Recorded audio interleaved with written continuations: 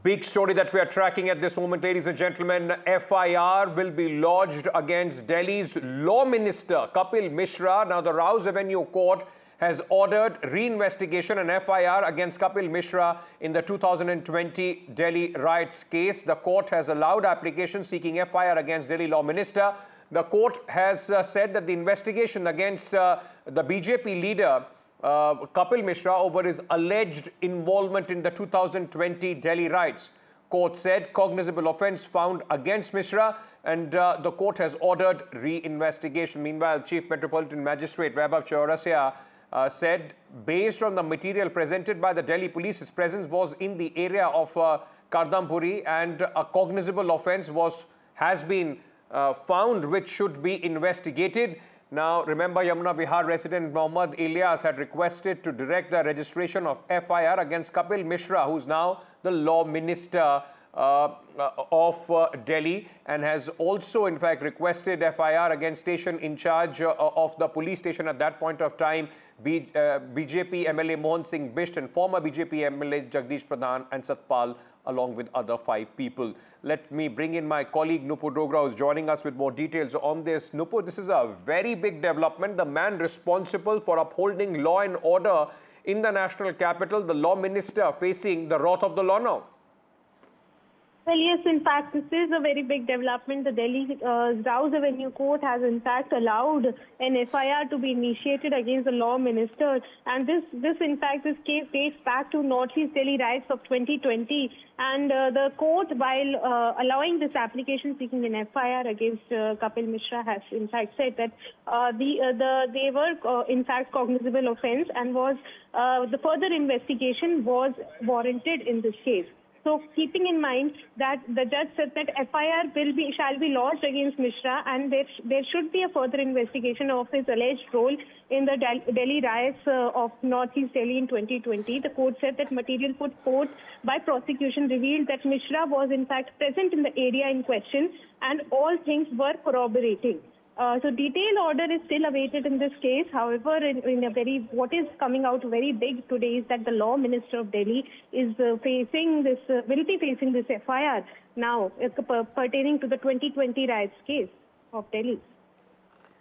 Thank you for joining us with all those details at this moment.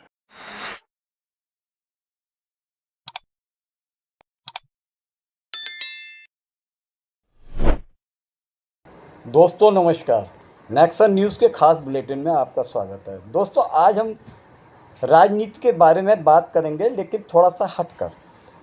ये एक ऐसे युवा नेता के बारे में हम आपको बताने जा रहे हैं, जो कि पिछले 10 साल में ही अपनी महत्वाकांक्षाओं के चलते चर्चा में रहा और बहुत जल्दी उन्होंने मंत्री पद भी हासिल कर लिया। ऐसे युवा जो कि बहुत महत्वाकांक्षी होते हैं, बहुत ज़्यादा दिन तक किसी एक पार्टी में शामिल नहीं हो पाते हैं। उनका जो महत्वाकांक्षा होती है वो पार्टी के नियम कायदे और सिद्धांतों को इतनी जल्दी से अपने अंदर उतार नहीं पाते हैं। यह हम बात कर रहे हैं कि दिल्ली के पूर्व जल मंत्री कपिल मिश्रा के बारे में। कपिल मिश्रा जो कि 2015 में पहली बार आम आदमी पार्टी के टिकट पर करावल नगर से विधायक बने और उन्होंने 4 बार के विधायक मोहन सिंह बिष्ट को, जो कि भाजपा के प्रत्याशी थे, उनको हराते हुए एमएलए बनने की सफलता प्राप्त की। और पहली बार में ही वो आम आदमी पार्टी में, जिसमें सीएम के रूप में अरविंद केजरीवाल थे, ने उन्हें जल मंत्रालय सौंप दिया। लेकिन कहते हैं ना कि कुत्ते को घी हजम नहीं होता है। जो इतनी जल्दी इतनी पावरफुल पोस्ट पे पहुंचने के बाद वो अपने आप को मेंटेन नहीं कर पाए और उनके खिलाफ में शिकायतें आनी शुरू हो गई, जिससे कि आम आदमी पार्टी की सरकार और सीएम अरविंद केजरीवाल अपनी पार्टी की छवि और सरकार को बेदाग रखने के लिए उन्होंने कपिल मिश्रा को सरकार से बाहर कर दिया, उनका मंत्री पद ले लिया। बस उसी दिन से वो पार्टी के खिलाफ में बगावत करने लगे, वो डायरेक्ट भारतीय जनता पार्टी के नेताओं से मिलकर उनके साथ में शरीक होकर मीटिंगों में जाने लगे। इस बात से नाराज 2018 में पार्टी ने उनसे किनारा कर लिया और वो उसके बाद 2019 में विधिवत रूप से भारतीय जनता पार्टी में शामिल हो गए और उसके बाद 2020 में वो भाजपा के टिकट से चुनाव भी लड़े, लेकिन इत्तेफाक से उनको हारना पड़ा और भारतीय जनता पार्टी को उस चुनाव में भारी झटका लगा। 70 में से उनको 63 सीट आम आदमी पार्टी के हिस्से में गई। केवल 8 सीटों पर आपके भारतीय जनता पार्टी के प्रत्याशी जीत हासिल कर पाए। अब उसके बाद से तो भारतीय जनता पार्टी की जो नीतियां हैं उसमें धर्म को ऊपर रखा जाता है। इसको लेकर कपिल मिश्रा ने जो लगातार अपने भाषण दिए, उग्र भाषण दिए और हिंदुत्व के सहारे वो संप्रदाय विशेष को टारगेट करते रहे। 2020 में जब दिल्ली में दंगे हुए तो उनकी भूमिका पर संदिग्ध आरोप भी लगे और ये कहा गया, ये माना गया, चर्चा में रहा कि कपिल मिश्रा की वजह से ही दिल्ली दंगे की शुरुआत हुई। लेकिन दिल्ली पुलिस ने उनके ऊपर कोई भी एक्शन नहीं लिया। यहाँ तक कि दिल्ली दंगे से पहले अमित शाह ने भी चुनाव के दौरान जो शाहीन बाग को लेकर गलत बयानी की थी, उसको उनके ऊपर भी शक किया गया कि अमन शांति के खिलाफ में जिस तरीके से भारतीय जनता पार्टी के नेता अब भाषण देते हैं वो काफ़ी समाज को तोड़ने वाले हैं। अमित शाह के अलावा अनुराग ठाकुर, प्रवेश सिंह वर्मा और कपिल मिश्रा के साथ साथ मोहन सिंह बिष्ट जो पूर्व विधायक थे उस समय, वो और सांसद सतपाल, इसके अलावा और भी बहुत सारे भाजपा के नेता थे, संघ के लोग थे, जो कि इस दिल्ली दंगे में उनको ये कहा गया कि इन लोग की भूमिका संदिग्ध रही। और उसके बाद 5 साल बीत गए इस दंगे को, लेकिन दिल्ली पुलिस ने उनके खिलाफ में कोई भी एक्शन या केस दर्ज नहीं किया। दोस्तों, दिलचस्प बात यह है कि 2020 में के दंगे के दौर बाद जब उनके खिलाफ में कोई केस नहीं लिया गया तो दिल्ली हाई कोर्ट के एक जज एस मुरलीधरन ने दिल्ली पुलिस को यह आदेश दिए कि इन सभी संदिग्ध भूमिका वाले भारतीय जनता पार्टी के नेताओं के खिलाफ में मामला दर्ज किया जाए और उनके खिलाफ जांच बैठाई जाए। लेकिन उसी रात उनका transfer Punjab and Haryana high court में कर दिया गया। इस बात को भी लेकर काफ़ी चर्चा हुई कि भारतीय जनता पार्टी ने यह जानबूझकर जज मुरलीधरन को दिल्ली हाई कोर्ट से ट्रांसफ़र किया ताकि मामला दब जाए। यही वजह है।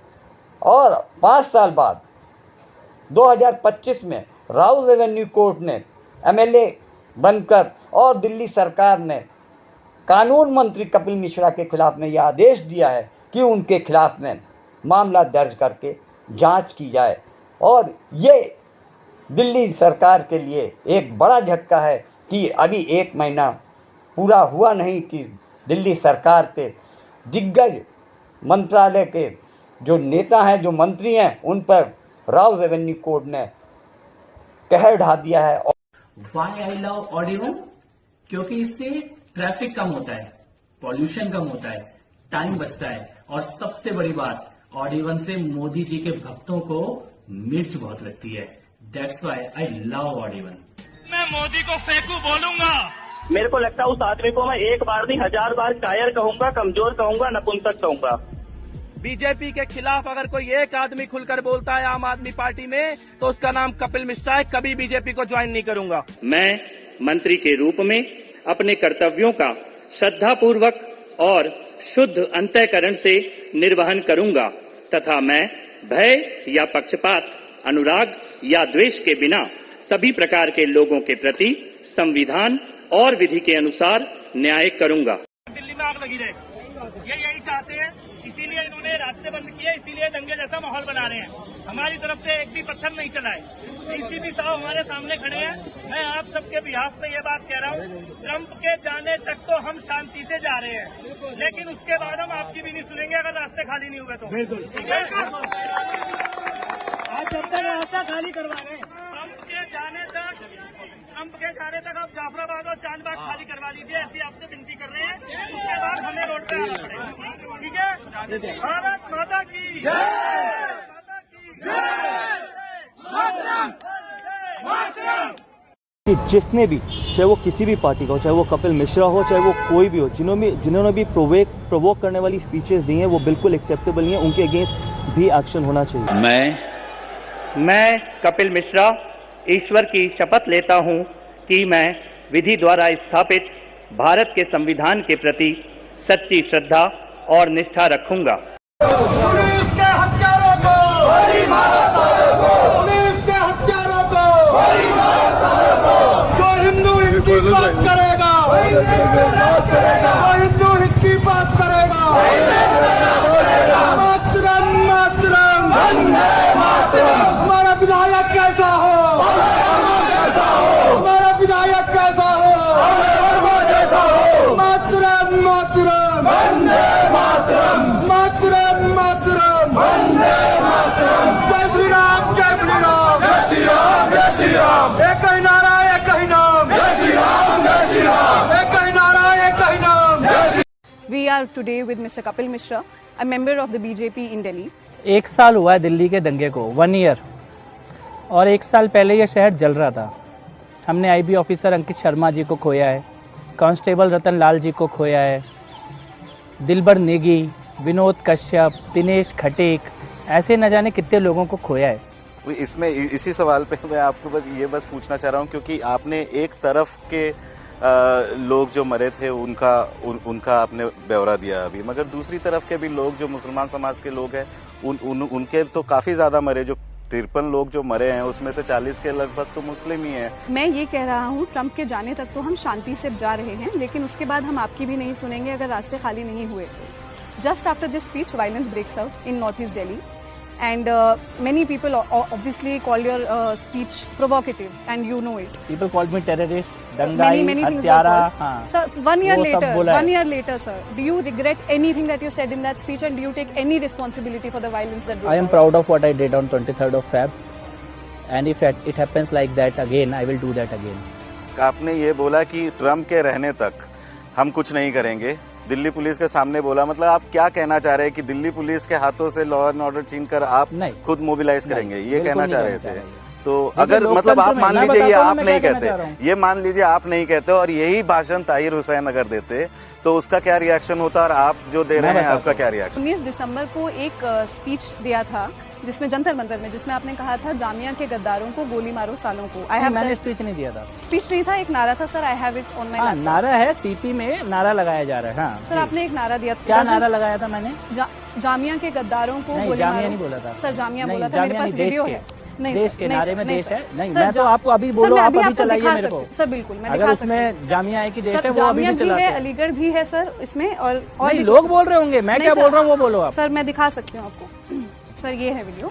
जेएनयू के गद्दारों को गोली मारो सालों को, जामिया के गद्दारों को गोली मारो सालों को, एएमयू के गद्दारों को गोली मारो सालों को। हाँ, ये वीडियो है, ठीक है सर, करेक्ट। लोग ये नारे को बहुत ज्यादा महत्व दे रहे हैं। ये एक छोटा ये बात करने योग्य भी नारा नहीं है, ये एक राइम है जो लोगों ने देश में अलग अलग आंदोलनों में लगाया है। रिंकू शर्मा की आपने बात की, मतलब इतने बहुत सारे आपने ये इंसिडेंट्स गिनाए। रिंकू शर्मा पे दिल्ली पुलिस ने खास करके ये बोला है कि ये जो घटना है ये कम्युनल नहीं है, ये सांप्रदायिक नहीं है, फिर भी मतलब बीजेपी और बीजेपी के साथ जुड़े हुए जितने भी ऑर्गेनाइजेशंस है उसको एक कम्युनल तरीके का कलर देने की कोशिश कर रहे हैं। तो जब आप कह रहे हैं कि दिल्ली पुलिस जांच करेगी एक दूसरी जगह में, वहीं पर जहां एक रिंकू शर्मा मरता है तो उसको पॉलिटिसाइज और एक कम्युनलाइज करने की कोशिश की जाती है। दिल्ली में आम आदमी पार्टी की सरकार है, आम आदमी पार्टी ने बोला उसको जय श्री राम बोलने के कारण मारा गया। हाँ नहीं, आम आदमी पार्टी ने क्या बोला वो तो अलग चीज है। कि जमीन में भी बहुत सारे लोग हैं जो देख रहे हैं, मैं सहमत हूँ आम आदमी पार्टी की इस बात से। नहीं, मगर आप क्या दिल्ली पुलिस के वर्जन से? उस पे आ रहा हूँ, पहले मैं रिंकू शर्मा जी के बारे में बताऊँ तो मैं सहमत हूँ इस बात से उनके कार्यकर्ताओं ने जमीन में देखा होगा क्या हो रहा है, इसीलिए उन्होंने ये बयान दिया है, तो उसके बारे में बोलना होगा। आपको लगता है कि हिंदू समाज का भी, जो वहाँ पर हिंदुत्व जो लोग हैं, उनका भी एक रोल है दंगों में? नहीं। तो वो जो 40 मुसलमान जो मरे हैं या इतना प्रॉपर्टी डैमेज हुआ, वो किन लोगों ने किया? वो आपको देखना पड़ेगा कौन किसकी मृत्यु कहाँ पे हुई है।